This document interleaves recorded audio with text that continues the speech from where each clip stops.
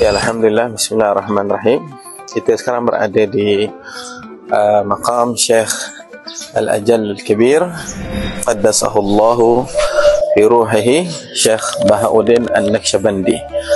Syekh Bahauddin An-Naqsyabandi ini yang terkenal dengan pemimpin tariqah Naqsyabandi, yang mana tariqah Naqsyabandi ini yang sangat popular di sini di Uzbekistan dan juga terkenal di seluruh alam kita.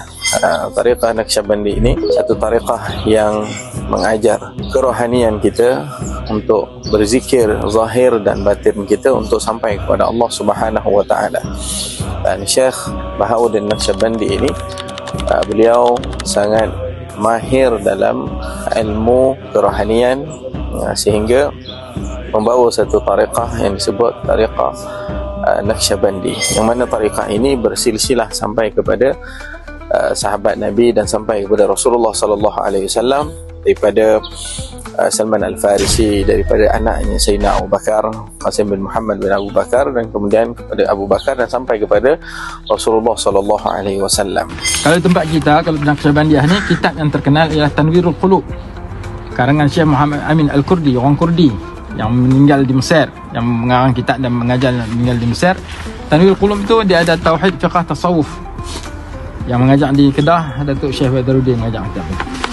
Jadi Tanwirul Qulub silsilah tariqah Naqsyabandiyah.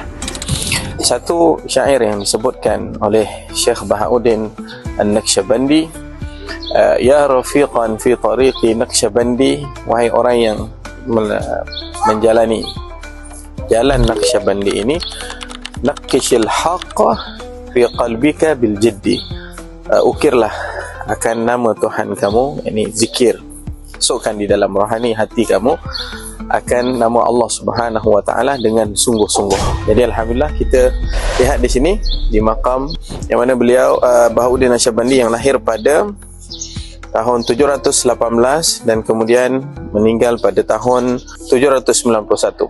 Alhamdulillah kita dapat ziarah di sini. Mudah-mudahan Allah Subhanahu wa taala memberkati ziarah kita ini. Amin Allahumma amin. Assalamualaikum warahmatullahi wabarakatuh.